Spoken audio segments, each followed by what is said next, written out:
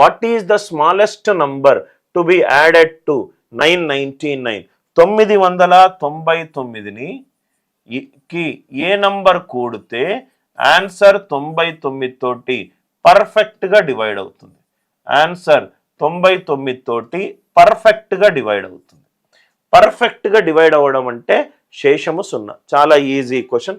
99 10ల 990, మిగిలింది 9 plus X divided by 99. 9 plus X 99 తోటి divide అవ్వాలి అని అంటే ఎక్స్ వాల్యూ ఎంత ఉండాలి? 90 ఉండాలి. ఎక్స్ వాల్యూ ఎంత ఉండాలి? 90. 90 ప్లస్ 9 ఎంత? 99. 99 తోటి పర్ఫెక్ట్గా డివైడ్ అవుతుంది. 999 99 10s ఆర్ 990 అంటే మిగిలింది ఎంత సార్? 9 plus X. ఎక్స్ 9కి కూడాలి. ఎక్స్ 90 కనుక అయ్యింది అనుకోండి, 90 ప్లస్ 9 ఎంత? 99. 99 డివైడెడ్ బై 99, శేషం ఎంత? 0. అందరికీ ఈ లాజిక్ క్లియర్గా అర్థమైంది అనుకుంటా. నెక్స్ట్ వన్, ఇది శేష సిద్ధాంతానికి సంబంధించి ఒక ఇంపార్టెంట్ థీరం సార్ ఇది. ఆ థీరంని ఏమంటామంటే డివిజన్ థీరం అని అంటాం. రైట్, మనము భాగాహార సిద్ధాంతము, డివిజన్ థీరం. డివిజన్ థీరం ఒక ఎగ్జాంపుల్ తీసుకుంటున్నా. సపోజ్గా 13 అనే నంబర్ ఉంది.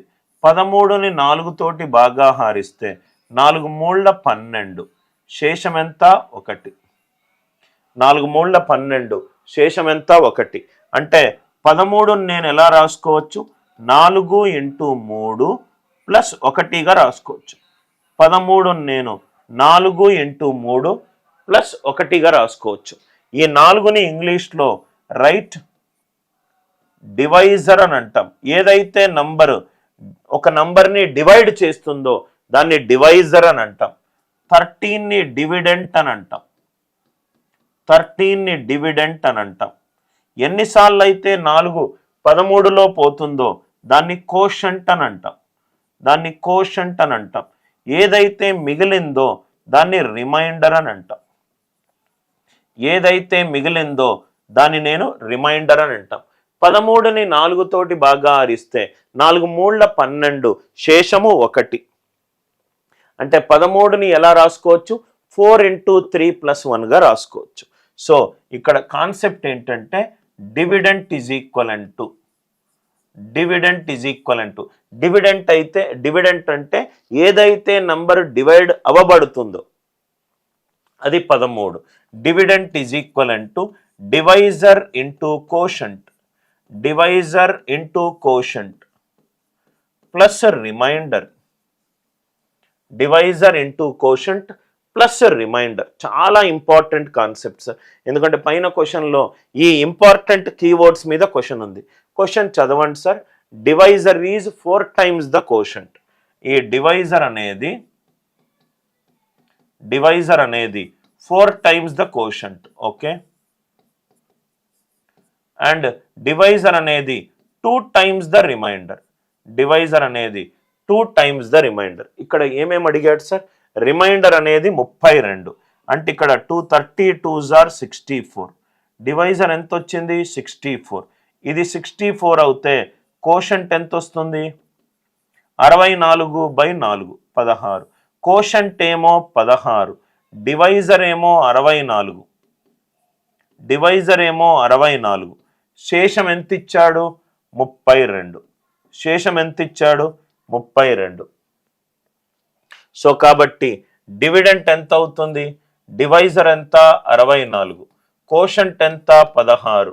రిమైండర్ 2. ఇక్కడ చూడండి సార్, 6 4 24, 4 ప్లస్ 2 6.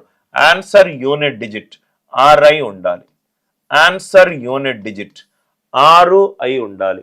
6 అయి ఉన్న ఏకైక ఆన్సర్ ఆప్షన్ 1, 1056. మీన్ ప్రపోర్షన్ మీద క్వశ్చన్. ఈ ఒక కాన్సెప్ట్ మీకు తెలుసుంటే చాలా ఈజీగా ఈ క్వశ్చన్ని చేస్తారు. మీన్ ప్రపోర్షన్, ఏ అండ్ బికి మీన్ ప్రపోర్షన్ ఏమవుతుంది సార్? మీన్ ప్రపోర్షన్ అనేది square root of A into B అవుతుంది. Square root of A into B అవుతుంది. Mean proportion right. అంటే స్క్వేర్ రూట్ ఆఫ్ ఏ ఏమిచ్చాడు 7/1/5 అంటే 36/5. 7 5 35 ప్లస్ 1 36/5 ఇంటూ బి ఎంత ఇచ్చాడు 245 అంటే 549s are 245. Root of 36 6 root of 49 7 6 7s are ఎంత 42. మీన్ ప్రపోర్షన్ ఎంత 42. 42ని ప్రధాన సంఖ్య అయి ఉండాలి మరియు సరి సంఖ్య అయి ఉండాలి. సరి ప్రధాన సంఖ్య తోటి డివైడ్ చేయాలి. 42/2 42/2 ఆన్సర్ ఎంత 21. అంటే ఈ క్వశ్చన్కి ఆన్సర్ ఎంత 21. Which of the following numbers is divisible by 2 and 5? ఒక